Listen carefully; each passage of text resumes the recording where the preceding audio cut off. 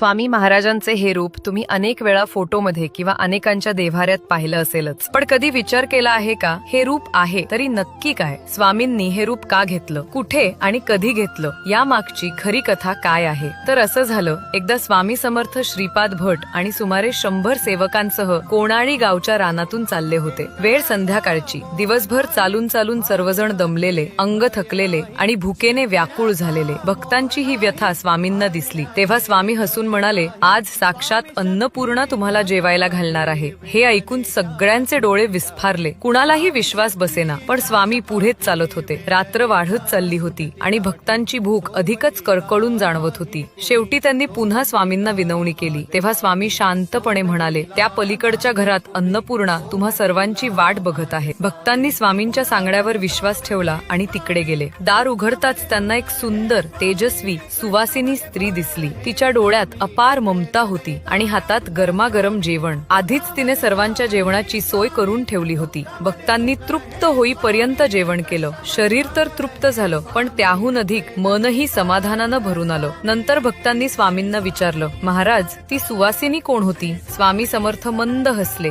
आणि म्हणाले, ती दुसरी कोणी नसून माता अन्नपूर्णाच होती. तुम्हाला जेवायला घालण्यासाठी ती माझ्याच रूपातून प्रकट झाली होती. म्हणूनच स्वामी समर्थांना अनेक भक्त स्वामी